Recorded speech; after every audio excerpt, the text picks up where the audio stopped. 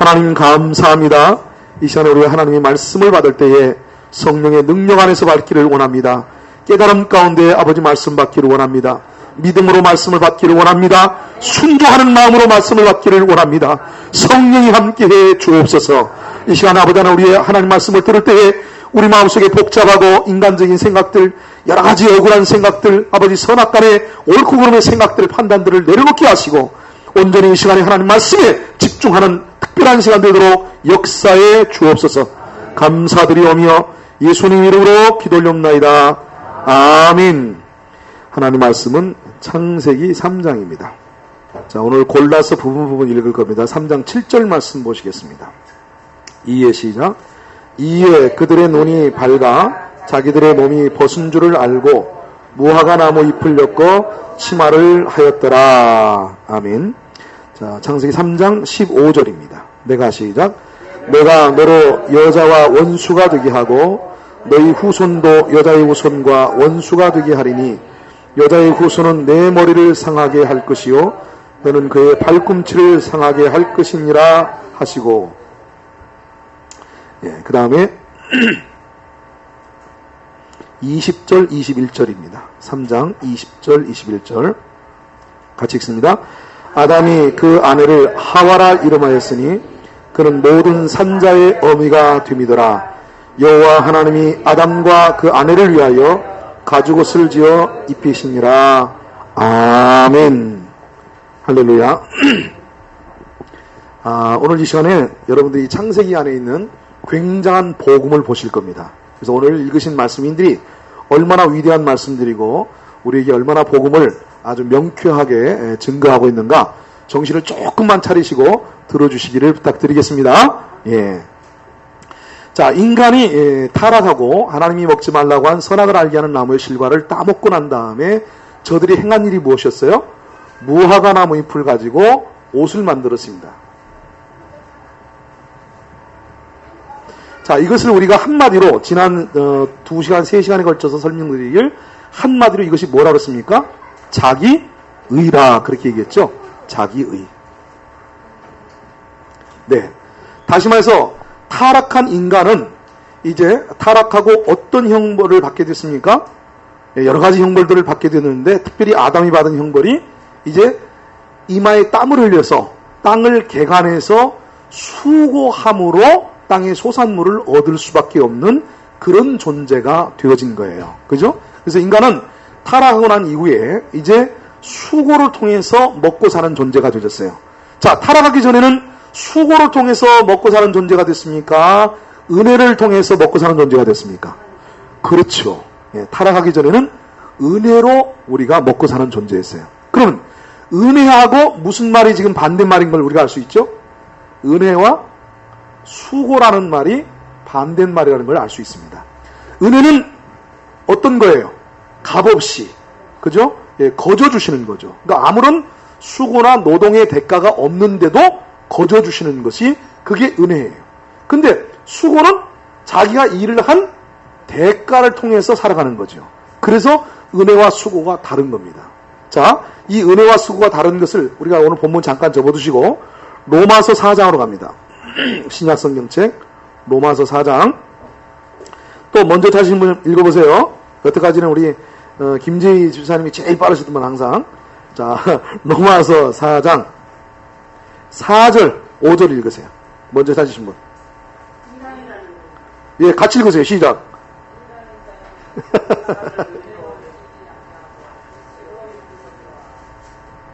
5절 같이 시작. 이를 아니할지라도 경건치 아니한 자를 의롭다 하시는 이를 믿는 자에게는 그의 믿음을 의로 여기시나니. 아멘. 자, 여기 보세요. 4절에 일하는 자에게는 그 싹을 은혜로 여기지 아니하고 빚으로 여기거니와. 자, 예를 들어서 내가 어떤 일을 했어요. 일을 해서 한 100만 원을 줬어요. 그러면 이 100만 원은 은혜로 준 것입니까? 일에 대한 대가로 준 것입니까? 일에 대한 대가로 준 것이죠. 그러니까 사실 이 사람이 일을 했기 때문에 나는 100만 원에 무엇을 진 사람이에요? 빚을 진 사람이에요. 그래서 그 100만 원의 일을 빚을 졌기 때문에 돈으로 갚아주는 거죠. 그러니까 이건 은혜가 아니죠. 정당한 뭐라 그럽니까? 거래라 그래요. 정당한 싹. 예? 내가 노동의 대가를 받은 거니까 정당한 쌍방 간의 거래라 그 말이에요. 나는 노동력을 지불했고 그 사람은 나에게 돈을 주었고. 그러니까 정당한 거래지요. 이건 은혜라고 말할 수 없어요. 근데 여기서 성경에 지금 5절에 4장 5절에 무엇을 은혜라고 얘기하냐면 자 5절 시작. 이를 아니할지라도 경건치 아니한 자를 의롭다 하시는 이를 믿는 자에게는 그의 믿음을 의로 여기시나니. 예, 일을 안 했어요. 이제 아무런 일도 안 했는데 100만 원을 줘요. 그러면 그때의 이 100만 원은 노동의 대가로 준 100만 원이에요? 아니면 그냥 일을 하지 않았는데도 주니까 은혜로 선물로 주는 100만 원이에요? 그렇죠. 은혜로 선물로 그냥 주는 돈이죠. 할렐루야. 아멘. 그러니까 인간이 처음에 에덴 동산의 지음을 받았을 때는 하나님이 무엇으로 먹고 살 수 있도록 지음을 받았어요? 은혜로 먹고 살도록 지음을 받았어요. 자, 아담이 에덴 동산에서 무슨 일을 해서 먹고 삽니까? 할 일이 있었어요, 없었어요? 없었어요. 아무것도 없습니다. 왜냐하면 하나님께서 이미 다 하나님의 수고로 만들어 놓으신 그 모든 에덴 동산의 풍요로움을 그냥 아담과 하와는 거저 은혜로 누렸단 말입니다. 먹었단 말입니다. 할렐루야. 예, 그랬던 것이 인간이 타락하고 범죄하고 난 다음에 이제 인간은 무엇을 흘려야 돼요? 이마에 땀을 흘려야 돼요. 즉 수고하고 무거운 짐진 자들이 되어졌단 말입니다. 그래서 자기가 이젠 무엇인가 힘쓰고 애쓰고 노력을 해야만 먹고 사는 존재가 되어졌어요. 바로 그것이 뭐예요? 무화과 나무 잎이다 그 말입니다. 이제 인간은 무엇으로 먹고 사는 존재가 됐어요? 수고와 노력으로 먹고 사는 거예요. 그러니까 자기 수고와 노력의 산물, 그게 뭐예요? 자기의라고 얘기하는 거예요. 자기의.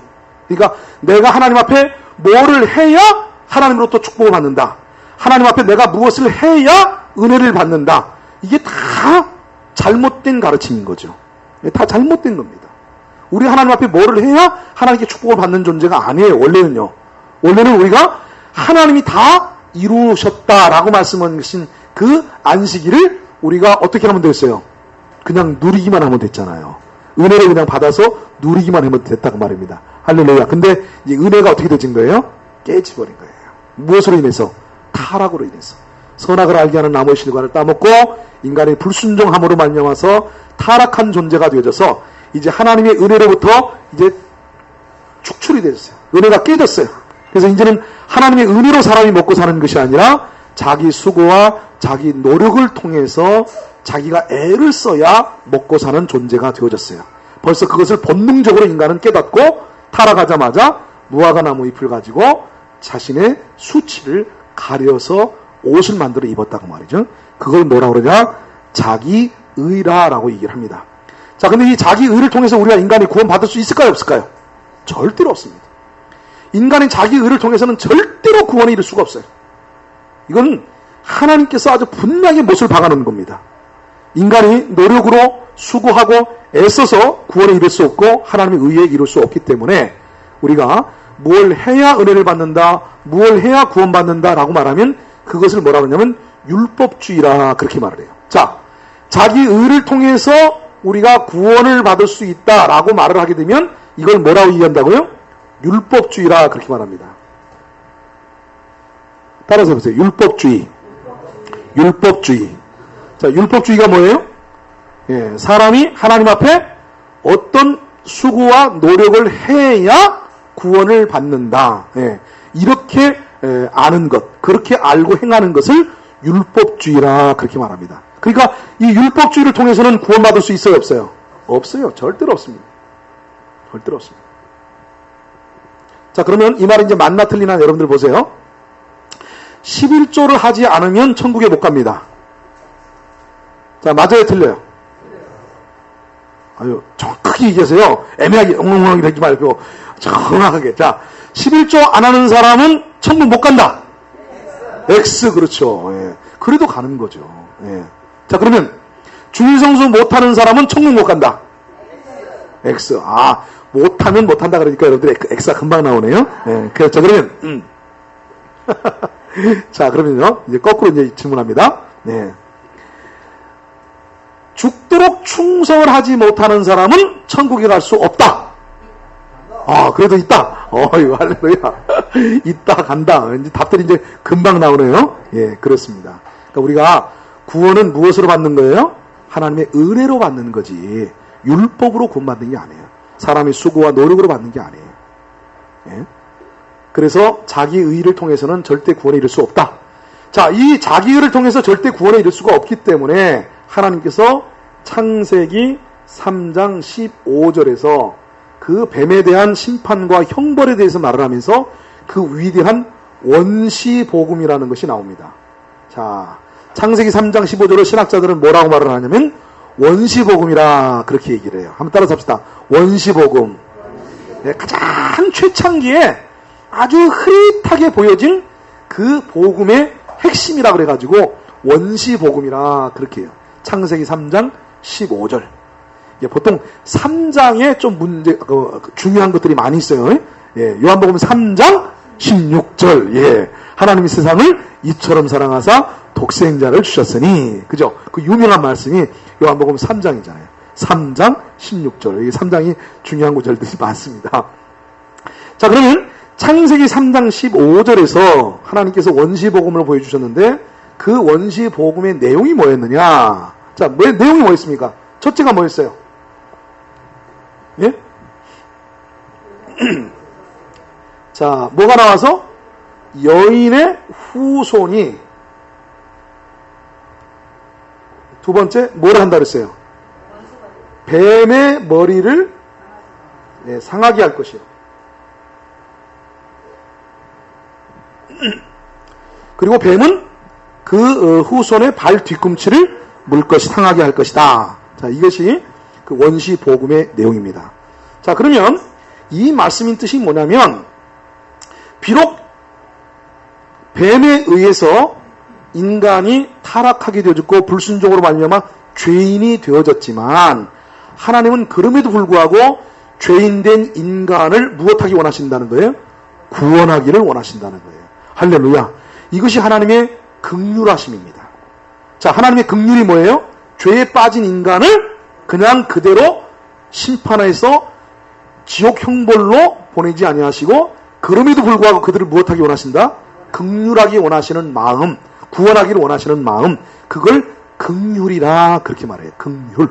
그러니까 하나님이 우리를 불쌍히 여기셔서 죄에 빠진 인간을 우리를 그냥 지옥 보내지 않고 그래도 불쌍히 여기셔서 우리를 구원하실 계획을 세우셨다는 거예요.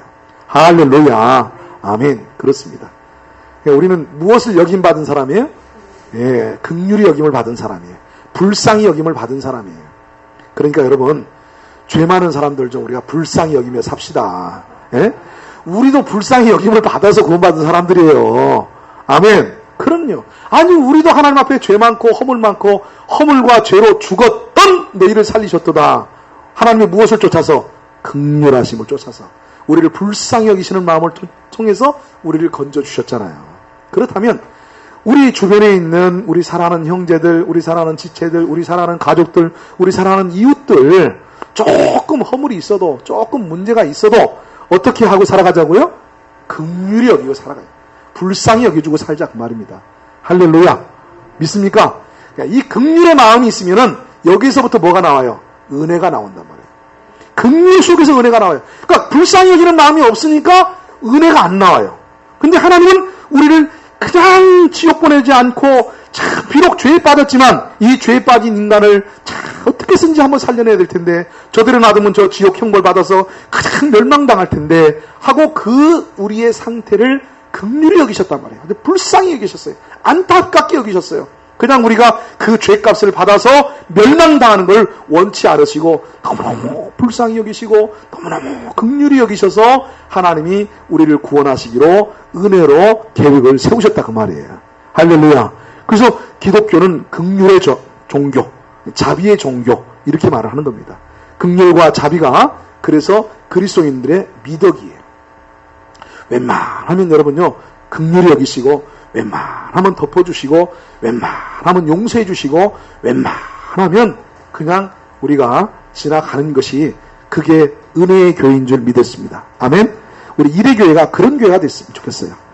꼬치꼬치 캐묻고 꼬치꼬치 따지고 네가 옳으니 그러니 맞았니 틀렸니 맨날 첫날 해봐야 지금 늘 말씀드리잖아요. 이 선악과는 뭐밖에 안 가져와요? 분쟁밖에 안 가져옵니다. 선악과는 다툼과 분쟁을 일으키는 거예요. 정죄와 판단을 일으키는 것이 선악과예요. 그래서 네가 옳으냐 내가 옳으냐를 따지기 시작하면 살아남을 사람이 한 사람도 없어요. 여러분 생각해 보십시오. 네가 옳으냐 내가 옳으냐를 따라가지고 따져가지고 그 앞에서 아무런 흠이 없는 사람 있겠습니까? 그래서 우리말에 무슨 말이 있어요? 털어서 먼지 안 나는 사람 없다. 그렇죠. 여러분 여기 털어서 나는 먼지 안 납니다. 그럴 사람 한번 손 좀 들어보세요. 그럴 사람이 있으면 요한복음 8장에 보내야 돼요. 요한복음 8장에. 그 요한복음 8장에 어떤 얘기 있어요?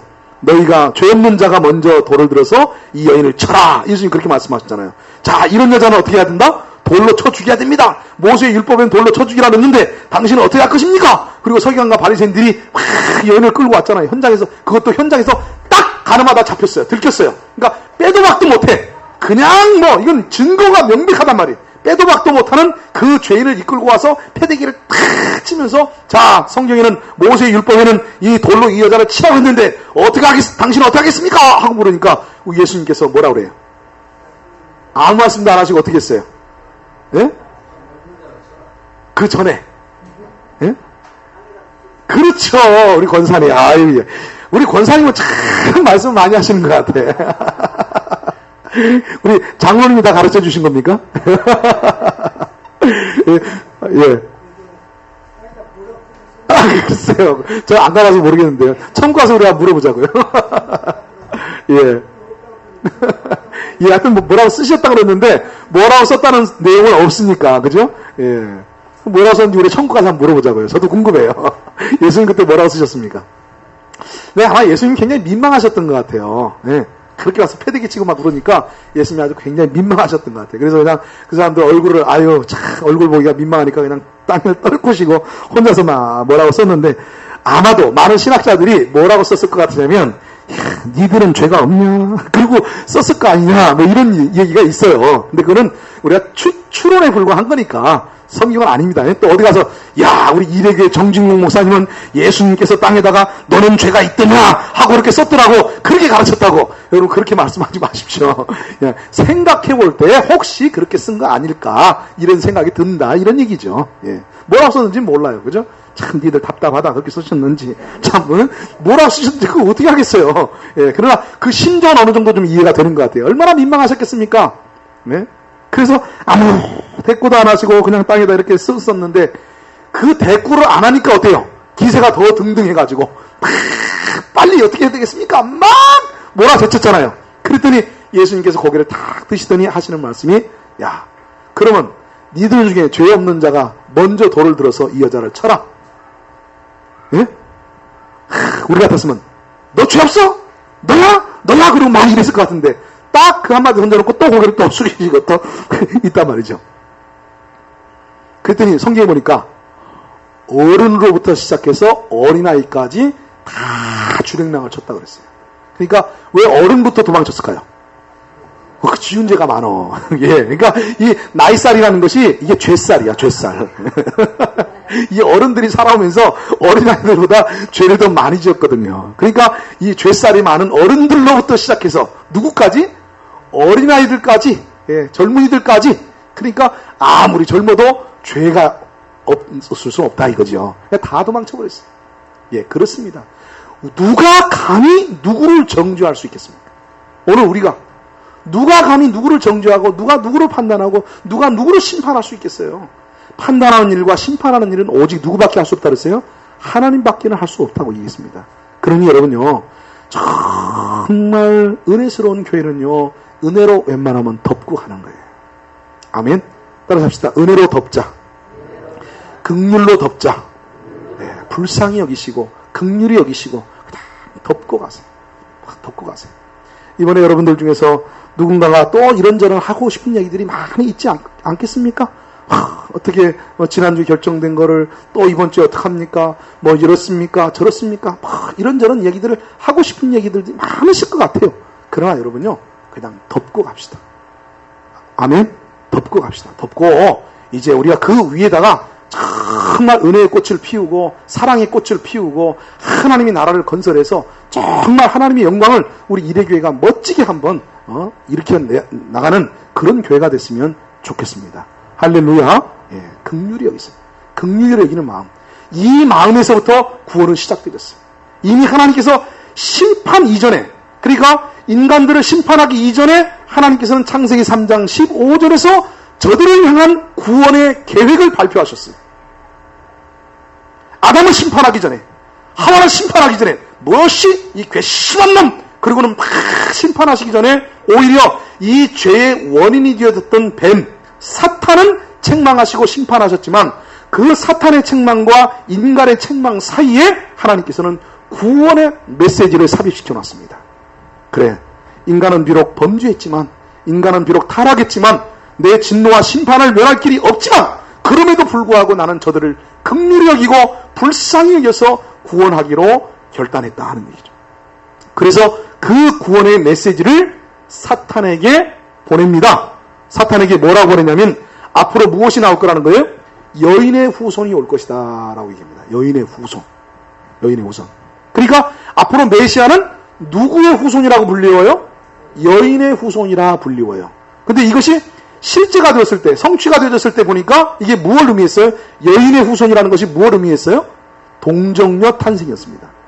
동정녀 탄생. 그러니까 처녀의 몸에서 예수님이 오실 것을 여인의 후손이다, 이렇게 이때는 표현을 했어요. 그러니까 많은 사람들이 여인의 후손이라 그러니까 여자가 낳은 자식 중에 이렇게 처음에는 생각했어요. 왜냐하면 잘 모르니까. 그래서 원시복음이라고 그러는 거예요. 상황은 좀 복음은 복음이지만 뚜렷하지가 않아. 뭔가 좀 애매하단 말이에요. 그래서 살짝 시작되기 시작해. 약간 그러니까 맛보기만 보여준 복음이라고 그래서 원시복음이라. 저 멀리에 있는, 그래서 좀 가물가물한 복음이다, 그렇게 얘기를 하는 겁니다. 근데 나중에 성취가 되고 난 이후에 보니까 아하, 이 여인의 후손은 뭘 의미하고 있었던 거예요? 동정녀의 몸에서 오는 사람이라야 그 여인의 후손이라고 말한다는 거죠. 그래서 모든 사람들은 동정녀 탄생을 한 것이 아니라 아담의 혈통, 아담의 씨를 받아서 태어났지만 우리 예수님께서는 처녀 몸을 통해서 성령으로 잉태하여서 오셨다, 그 말입니다. 그래서 동정녀 탄생은 무엇이 없게 태어나기 위해서 동정녀 탄생을 하신 거예요? 원죄. 그렇죠. 원죄가 없이 태어나야 되기 때문에 예수님께서는 동정녀 몸에서 오신 거다, 그런 얘기입니다. 할렐루야. 그래서 여인의 후손이라 그렇게 얘기를 하는 거예요. 자, 그러면 원시복음의 두 번째는 뭐냐? 그러면 그 여인의 후손이 와서 뭐를 할 거냐? 뱀의 머리를 상하게 할 것이다. 여기 상하게 한다라는 말의 히브리어의 뜻이 무슨 뜻이냐면 머리를 짓이긴다고 해요. 짓이긴다. 밟아 짓이긴다. 밟아서 짓이긴다. 이런 뜻입니다. 그러니까 뱀의 머리를 상하게 할 것이요, 이런 표현은 아주 약한 표현이죠. 아예 뱀의 머리를 어떻게 해요? 밟아서 짓이겨버릴 거다. 이렇게 강한 표현을 지금 사실상은 성경의 그 히브리어 원어상에는 그런 표현을 사용하고 있는 거예요. 이야. 자, 여인의 후손이 와서 어떻게 한다고요? 뱀의 머리를 밟아서 어떻게 해요? 짓이겨버려요. 그냥 밟는 정도로 끝나는 게 아니라 그냥 밟아서 확실히 그냥 죽어버리도록 그냥 짓이겨버리는 거예요. 여러분, 짓이기는 게 뭔지 아시죠? 네. 눌러서 밟아서 그냥 막 비틀어버리는 거죠. 막 그냥 완전히, 그러니까 완전히 그 머리를 그냥 끝장내버리는 거죠. 바로 이것은 무슨 사건을 의미했냐면 십자가 사건을 의미했습니다. 십자가. 그리고 이 뱀의 머리를 상하게 하는 과정 속에서 뱀도 이 여인의 후손에 무엇을 물 거라고 했습니까? 발 뒤꿈치를 물을 것이라고 얘기를 했단 말이에요. 발 뒤꿈치. 바로 이것이 십자가상에서 고난당하신, 발 뒤꿈치를 무는 것은 십자가상에서 고난당하신 예수님을 상징하고 있는 것입니다. 근데 왜 하필이면 발 뒤꿈치일까요? 예, 발 뒤꿈치는 물려봐야 별로, 예, 그 몸에 손상이 와요, 안 와요?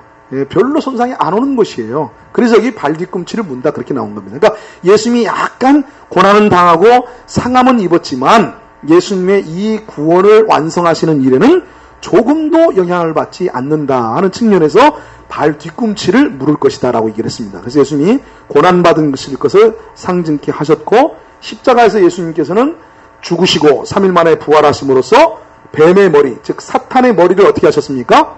밟아 짓이겨 버리셨어요. 할렐루야. 야. 그리고 지금 사탄은 뭘로 날뛰는 거예요? 예? 예, 몸뚱아리로 날뛰는 겁니다. 몸뚱아리. 자, 여러분 보십시오. 뱀의 머리가 멀쩡한 뱀이 날뜁니까? 뱀의 머리가 밟혀서 짓이겨진 뱀이 날뜁니까? 어떻게 그렇게 잘 아세요? 그러면 뱀이 멀쩡히 살았을 때는 어떻게 돼요? 막 요동쳐요, 안 요쳐요? 오히려 요동 안 치죠. 싹 오지 않습니까? 그리고는 한순간에 딱 세워가지고 그냥 꽉 물어버리는 거죠. 이게 살아있는 뱀이에요. 그러니까 살아있는 뱀이 올 때는 그렇게 요란스럽지가 않아. 근데 그런 뱀을 딱 머리를 잡아놓고 그냥 돌멩이로 팍 찧어보세요. 얼마나 그냥 막 요동을 치는지 우리는 그거를 네 글자로 이렇게 말합니다. 지, 랄, 발, 광. 예, 이 네 글자로 그렇게 얘기해요. 예? 뱀의 머리를 딱 밟고 짓이겨 놓으면 이게 그냥 난리가 나는 거예요. 그 네 글자로 딱 표현을 해요. 그냥 난리를 칩니다. 그래서 지금 십자가에서 예수님께서 그 뱀의 머리를 상하게 하고 밟아 짓이기고 난 다음에 이제 이 뱀의 몸뚱아리로 지금 사탄이 난리를 치는 거예요. 그러니까 뱀이 굉장히 무섭게 날치고 있는 것 같지만 실상을 아는 그리스도인들 눈에는 그것이 그다지 무서운 거예요? 안 무서운 거예요? 안 무서운 거예요. 이걸 철로역정에서는 뭐라고 표현했냐면요. 철로역정에서는 존 번연이 좌로나 우로나 치우치지 말고 한 길로 가라 그렇게 가르쳐줘요. 이제 성이 딱 나오는데 그 성을 통과할 때 좌로나 우로나 치우치지 말고 한 길로 가라. 그 문 좌우에는 무엇이 있다고 그래요? 사자가 있다는 거예요. 근데 문 좌우에 사자가 있긴 사자가 있지만 이 사자는 어떤 사자다? 묶인 사자라 그래요. 어떤 사자? 묶여있는 사자라는 거예요. 그러니까 묶여있는 사자이기 때문에 엄청나게 무섭게 왕 하고 덤벼들지만 어때요? 여기서 이렇게 지나가는 거예요. 내 앞에서 이렇게 지나가는 거예요. 그러니까 나를 막 거세게 먹어버릴 것처럼 보여지지만 실제로는 우리를 상하게 합니까? 못 상하게 합니까? 못 상하게 합니다. 그러니까 여러분 그 사탄을 보고 우리가 지레 겁을 먹으면 밥이 되는 거고 그 사실을 알면 정확하게 팩트, 정확한 사실을 사탄에 대한 정확한 사실을 알게 되지면 두려워요 안 두려워요? 안 두려운 거죠. 저거는 어떻게 돼 있다? 묶여 있다. 저거는 그 머리가 어떻게 됐다? 밟아서 짓이겨져 있다. 이 사실을 아니까 이 뱀이 독이 있어요 없어요? 없어요. 그러니까 막 칭칭 감아서 우리를 막 괴롭히기를 해도 독이 없으니까 독 없는 뱀 무서워요 안 무서워요? 예, 안 무서워요. 이거 귀찮기는 하고 참 어렵기는 해도 우리를 좀 힘들게는 만들지만 그가 우리를 상하기는 할 수 없다 그 얘기입니다. 할렐루야. 할렐루야. 예. 그래서 예수님은 십자가에서 이 뱀의 머리를 밟아서 짓이겨 버렸어요.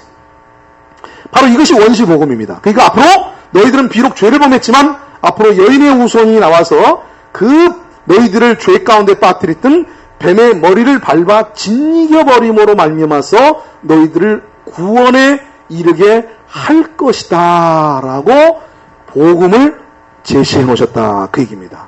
아멘. 자, 그러면 이게 복음의 내용인데 그럼 복음의 실제가 뭐냐? 자, 이제 우리가 아까 창세기 3장으로 다시 돌아옵니다. 창세기 3장으로 이제 돌아와요. 이렇게 여인의 후손에 대한 창세기 5장의 3장 15절에서 이 복음을 선포하고 난 이후에 하나님께서 복음을 선포하고 난 다음에 저들을 이제 심판을 하고 형벌을 주셨단 말이에요. 자, 이제 20절. 이제 심판을 다, 형벌을 다 이제 듣고 난 다음에 20절에 이제 아담이 하는 말을 보세요. 아담이 시작.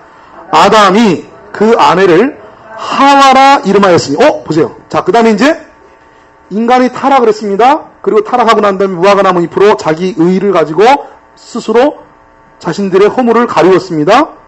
그랬더니 하나님께서는 창세기 3장 15절에서 그러한 그들을 긍휼히 여기시고 내가 너희들을 구원하겠다는 구원의 예표를 예시해 놓고 있습니다.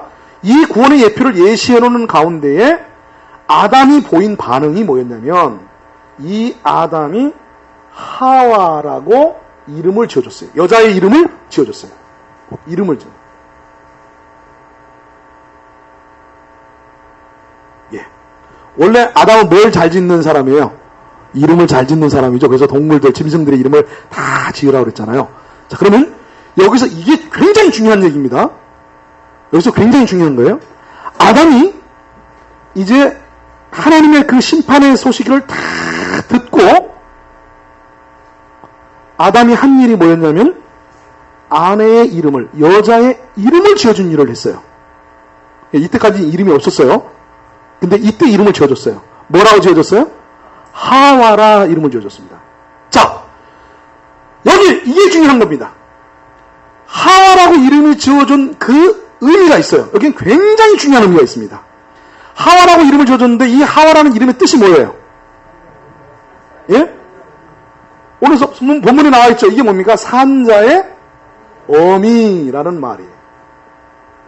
산자의 어미. 그러니까 다시 말해서 이 하와라고 아담이 이름을 지어준 것은 이 창세기 3장 15절에 대한 원시 복음을 믿음으로 받아들이고 신앙 고백을 자기 아내의 이름을 하와라고 지어주면서 신앙 고백을 한 겁니다. 아담의 신앙 고백이 여기 있는 거예요. 할렐루야. 너는 무엇이다?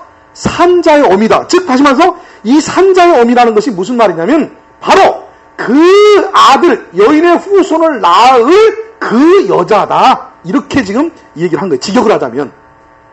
무슨 뜻인지 아시겠어요? 예. 이게 바로 지금 그 뜻입니다. 그러니까 기가 막히잖아요. 아담이 딱 그 얘기를 듣자마자, 여인의 후손이 뱀의 머리를 상하게 한다고? 와, 할렐루야, 아멘. 그렇다면 당신이 바로 그 후손을 낳을 여자다. 그래서 산자의 어미라. 그렇게 이름을 지어주는 거예요. 할렐루야. 와. 아담이 여기서 이 복음을 받아들였어요? 안 받아들였어요? 받아들였어요.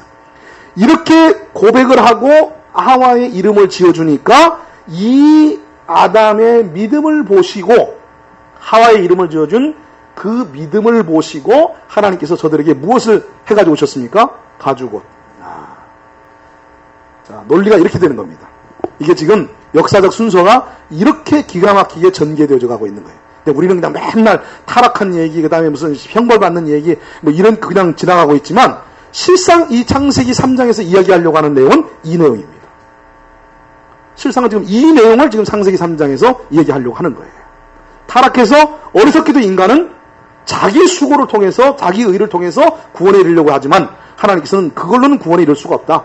내가 새로운 대안을 마련하겠다. 그 대안은 바로 여인의 후손을 통해서 뱀의 머리를 상하게 하는 것이다. 그랬더니 아담이 그렇습니까? 할렐루야. 그렇다면 내 아내를 통해서 그 아이가 나오겠군요. 그래서 그 여자의 이름을 산자의 어미라 하고 하와라 이름을 지어준 거예요. 그래서 하나님께서는 그 아담의 믿음을 보시고 무엇을 입혀주셨어요? 가죽옷. 이것은 뭡니까? 의의 옷입니다. 이거는 아까 자기의라면, 무화과나무 잎은 인간이 만들어서 입은 자기의라면, 가죽옷은 누가 만들어서 가져온 거예요? 하나님이 만들어서 제작해서 가져오신 거예요. 이게 달라요. 무화과나무 옷은 내가 만든 옷이고, 가죽옷은 하나님이 만드신 옷이에요. 그 다음에 무화과나무 잎은 어디에 무엇을 가지고 만든 것, 어디서 올라온 거죠? 땅에서 올라온 것입니다. 즉 저주받은 땅에서 올라온 거예요. 그러나 가죽옷은 무엇으로부터 얻은 것입니까? 그렇죠. 짐승의 희생을 통해서 얻은 겁니다. 그러니까 여기서 이 가죽옷은 이 원시복음, 창세기 3장 15절의 이 원시복음을 우리에게 좀 더 계시가 발전된 모습으로 보여줬는데, 앞으로 이 여인의 후손이 뱀의 머리를 상하게 하는 과정에서 무슨 일이 있을 거라는 거예요? 희생이 있을 거라는 거죠. 그래서 그 희생을 통해서 우리는 무엇을 입게 될 것이다? 의의 옷을 입게 될 것이다 라고 한 것이 그게 바로 가죽옷입니다. 할렐루야. 그렇습니다. 자, 가죽옷은 영구한 옷이에요. 그죠? 영원한 옷입니다. 그러나 무화과나무 잎은 어때요? 금방 말라 비틀어져서 다시 또 만들어 입어야 되고, 그 다음에 또 말라 비틀어지면 또 다시 입어야 되고, 말라 비틀어지면 또 다시 입어야 되고, 자꾸 인간의 의와 노력은 온전한 수치를 가릴 수가 없어요. 그래서 하나님이 친히 양을, 우리는 어린 양이라고 생각하는데 양이 아니어도 좋습니다. 짐승을 희생시키시고 그 짐승을 통해서 얻은 가죽을 가지고 옷을 만들어서 온전한 옷을 해 입히셨어요. 그래서 이제는 이 가죽옷을 입은 인간은 더 이상 무화과 나무 잎을 가지고 옷을 만들어 입습니까? 안 입습니까? 안 입죠. 예. 가죽옷을 통해서 의의 옷을 입었으니까요. 예. 그리고 난 다음에 창세기 4장으로 넘어가서 인간은 무엇을 드립니까? 피의 제사를 드리잖아요. 그래서 창세기 4장으로 넘어가서 바로 제사가 나오는 거예요. 피의 제사가 나오는 거예요. 근데 이 피의 제사가 나오기 전에 신기하게도 성경은 뭐라고 말하냐면 이 하와가 아들을 낳습니다. 아들을 낳고 이름을 뭐라고 지었습니까? 가인이라고 지었어요. 가인. 자, 이거 마치시면 이제 오늘 끝납니다. 오늘 좀 일찍 끝날랍니다. 자, 이 가인이라는 이름의 뜻이 무슨 뜻일까요? 가인. 자, 이 가인이라는 이름의 뜻을 마치면은 이제 오늘 성경 공부 끝납니다. 자, 가인. 무슨 뜻일까요? 가인. 아까 하와는 마치셨잖아요. 산자의 어미. 답이 나왔는데. 그러면 가인이라는 이름의 뜻은 뭘까요? 가인. 모르세요? 예? 아들? 어둠? 예, 얻었다는 뜻이에요. 근데 그냥 얻었다는 뜻이 아니고 이 가인이라는 말은 말하냐면 그 남자를 얻었다. 그 아이를 얻었다. 그 뜻이에요. 아시겠어요? 정관사가 붙어 있습니다. 그러니까 그 아이를 얻었다는 뜻이에요. 이게 등남했다 그 뜻이거든요. 이 가인이라는 말이. 그러면 여기서 그 아이를 얻었다. 그 아이를 아들이죠. 그 아이가 특히 그 아들을 얻었다. 뭐가 연상이 됩니까? 하와는 가인을 딱 낳고 난 다음에 자기가 이름이 뭐였어요?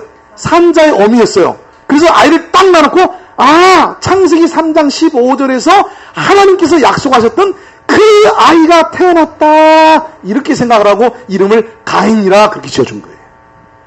그러니까 아담과 하와가 철저한 창세기 3장 15절에 대한 믿음이 있어요, 없어요? 믿음이 있어요. 그래서 그 믿음에 의해서 아담은 하와라 이름을 짓고 그 다음에 아담과 하와가 첫 아들을 낳고 난 이후에 그 이름을 등남하였다. 그 아들을 얻었다. 여인의 후손을 얻었다는 의미로 가인이라고 이름을 졌어요. 그 다음에 둘째 아들이 누굽니까? 가인을 낳고 난 다음에 둘째가 누구예요? 아벨이죠, 아벨. 자, 이 아벨의 이름의 뜻은 뭐예요? 아벨. 이게 다 의미가 있습니다. 이게 정말 기가 막힌 얘기입니다, 지금. 자, 아벨의 뜻은 뭐예요? 여러분, 생명나무, 창간호부터 읽어보셨어요? 안 읽어보셨어요? 안 읽어보셨죠? 읽어보셨으면 그때 거기 설명이 다 있는 설명인데 지금 여러분들이 제대로 안 읽으셨거나 읽었어도 잊어버리셨으니까 대답을 못하는 거예요. 이 아벨이라는 이름의 뜻은 뭐냐면 따라하세요. 허무. 자, 아벨의 이름의 뜻이 뭐예요? 허무하다 그 뜻이에요. 허무하다. 그러면 이게 무슨 뜻이에요? 가인을 낳고 이 아이가 그 하나님이 약속하신 그 아이인가 보다 그래가지고 너무 좋아서 그 아이를 얻었다 라고 이름을 줘줬는데 알고 보니까 그 아이가 그 아이예요? 아니에요? 아니에요. 그래서 둘째를 낳고 뭐라 그랬어요? 허무하다. 예? 이름을 그렇게 지은 거예요. 허무하다. 예, 그렇죠. 하나님의 약속의 아이들이 아니니까 허무한 거죠. 이렇게 일련의 과정이 지금 창세기 1장부터 이 3장, 4장, 5장, 6장, 12장까지 일련의 과정 자체가 전부 지금 논리적 순서대로 차분하게 하나씩 나가고 있는 겁니다. 그러니까 이런 안목을 통해서 우리가 성경을 못 보면 그냥 숲을 못 보고 나무만 붙들고 있는 거예요. 한 구절만 보고 있는 거예요. 창세기 1장부터 지금 이제 12장까지 무슨 얘기를 하고 있는지를 그 스토리, 그 이야기 방향을 모르고 그냥 무조건 읽어가는 거예요. 그러나 성경은 지금 이제 이렇게 기가 막힌 복음의 내용을 지금 우리들에게 계시하고 있는 거다 그 말이에요. 이해가 되십니까? 할렐루야. 아멘. 그렇습니다. 그래서 오늘 우리 인간은 타락한 인간은 자기 노력을 통해서는 절대 구원을 받을 수 없고 즉 율법을 통해서 구원받을 수가 없고 하나님이 예비하신 그 복음의 원리에 따라서 우리가 구원을 얻게 될 것인데 그 복음의 사실을 아담이 믿음으로 구원에 이르게 된다 그 말이에요. 근데 하나님 그 믿음을 보시고 무엇을 입혀주셨어요? 가죽옷. 하나님이 친히 만들어 놓으신 하나님이 친히 작업하시고 완전히 하나님께서 은혜로 만들어 놓으신 그 그 가죽옷을 입혀주시는데, 자, 공짜로 입혀주셨어요? 아니면 믿음을 보고 입혀주셨어요? 믿음을 보고 입혀주셨어요. 믿음을 보고. 할렐루야. 그러니까 구원은 무엇으로 받는다는 거예요? 믿음으로 받는다는 거죠. 그럼 우리가 예수 그리스도를 믿으면, 예수 그리스도, 그 아이, 여인의 후손인 예수 그리스도를 믿으면, 그래서 믿은 사람들은 나는 산 자다, 신앙 고백을 하는 거죠. 예수 안에서 거듭난 자다, 영적으로 죽었던 나지만 영적으로 다시금 살아난 자다라는 믿음을 가지면 하나님이 우리에게 무엇을 입혀주신다고요? 의의 옷을 입혀주신다고요. 그러니까 우리는 이제 죄인이에요, 의인이에요? 의인이죠. 할렐루야. 할렐루야. 믿습니까? 네. 그래서 구원은 가죽옷을 통해서 이루어지는 일이지 무화과나무 잎을 통해서 이루어지는 것이 아니다 하는 사실을 우리가 이 창세기 3장의 이 스토리를 통해서 우리가 분명하게 정리하고 지나가시기 바랍니다. 얼마나 정교합니까? 이게 창세기라는 것이요, 그냥 옛날 얘기인 것 같지만 절대로 그냥 옛날 얘기가 아닙니다. 이 속엔 이런 놀라운 복음의 사실들이 숨겨져 있고 이것들을 계시하기 위해서 기록해 놓는 거예요. 그러니까 우리가 영안이 열려서 성령의 그 도우심을 통해서 성경을 읽게 되면 이런 사실들이 다 보여지는 거예요. 그런데 인간의 머리로 성경을 이해하려고 들고 인간의 머리로 성경을 쪼개려고 들면 이게 이렇게 되지 않습니다. 신화다, 전설에 불과하다 이렇게 취급하고 지나가 버릴 수밖에 없는 거죠. 자, 오늘 확실히 무화과 나뭇잎과 가죽옷으로 대비되어지는 인간의 의와 하나님의 의가 여러분 충분히 이해가 되십니까? 예, 그러면 한 구절만 읽고 마치겠습니다. 로마서 10장 2절입니다. 누가 먼저 찾아서 읽어보세요. 로마서 10장 2절. 내가 증거하노니 저희가 하나님께 열심히 있으나 지식을 줬던 것이 아니라 하나님의 의를 모르고 자기 의를 세우려 온 힘써 하나님의 의를 적동치 아니하였느니라. 네, 바로 그것입니다. 유대인들의 문제는 뭐였느냐? 내가 증거하노니 저희가 하나님께 열심히 있었어요. 뭐가 있었어요? 열심. 어떤 열심이었습니까? 율법의 열심이었습니다. 율법대로 살려고, 율법을 지키려고 이스라엘 백성들이 얼마나 하나님께 열심히 있었습니까? 그러나 무엇을 쫓은 것이 아니에요? 지식을 쫓은 것이 아니에요. 이 지식은 무슨 지식? 복음의 지식. 예, 복음의 지식을 쫓은 게 아닙니다. 그러니까 율법을 쫓아서 하나님께 열심을 가지고 어떻게 했다고 그랬어요? 자, 3절에 지식이 없으니까, 복음의 지식이 없으니까 하나님의 의를 모르고, 예, 하나님이 주시는 이 가죽옷에 대한 의를 모르고 자기 의를 세우려고, 자기 의, 인간의 의죠. 율법을 지키려고 하는 자기의 의입니다. 그 율법을 지켜서 의롭다함을 얻으려고 하는 자기 의를 세우려고 힘써 결과적으로는 하나님의 의를 복종치 아니하였느니라. 그러니까 자기 의는 어떤 결론을 가져오게 만듭니까? 하나님의 의를 복종하지 않는 그런 결과를 가져온다 그 말이죠. 그러니까 율법을 지켜야 구원받는다라고 생각하는 사람은 예수님의 십자가의 보혈의 의미를 제대로 깨달을 수 있을까요? 없을까요? 절대로 못 깨닫죠. 절대로 못 깨닫습니다. 그건 그냥 교리적으로 그냥 머리로 아는 것에 불과한 거지, 십자가를 안다면 우리가 율법을 통해서 구원받는다는 얘기는 절대로 할 수가 없습니다. 절대로 못하죠. 예. 그래서 오늘 창세기 3장에 나와 있는 이 복음의, 원시 복음의 이 스토리를 통해서 복음이 무엇인가 하는 것을 우리가 바르게 깨닫고, 이제는 인간의 의를 통해서 하나님 앞에 서려고 하지 마시고 하나님이 긍휼히 여기셔서 은혜로 만들어 놓으신 예수 그리스도의 희생으로 말미암아서 얻게 되어진 믿음의 옷, 의의 옷을 입음으로 우리가 의롭다함을 얻고 구원에 이르고 하나님의 자녀가 되고 천국 시민이 된 것을 믿으시기 바랍니다. 할렐루야. 기도 올리겠습니다. 하나님 아버지 감사합니다. 오늘날 참 인간은 타락하고 난 이후에 이제는 자신들의 수치를 자신의 의를 통해서 감춰보려고 선악의 원리를 따라서 참 주변에 있는 그 무화과나무 잎을 가지고 옷을 만들어 입었지만 그것은 온전히 우리의 수치를 가릴 수 없는 헛된 노력이었던 것이 하나님의 긍휼하심을 통해 나타났습니다.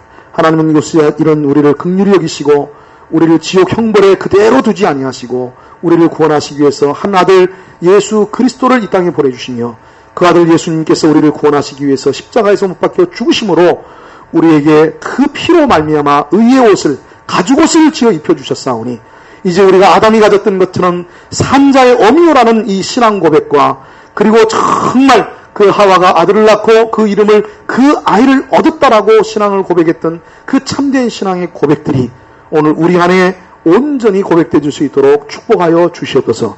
주는 그리스도시요 살아계신 하나님의 아들이십니다라는 그 신앙의 고백을 통해서 우리가 믿음으로 의롭다함을 얻고 행위나 수고와 노력이나 율법을 통해서 얻는 의가 아닌 하나님이 긍휼히 여기셔서 주신 은혜로 말미암아 예수 그리스도로 말미암아 믿음으로 얻는 이 의를 얻었사오니 주의 이 복음을 우리만 알고 멈추지 말게 하시고 이제 이 복음 들고 나가서 만천하에 이 복음을 증거하는 저희들 될 수 있도록 축복하여 주시옵소서. 감사드리오며 예수님 이름으로 기도 올리옵나이다.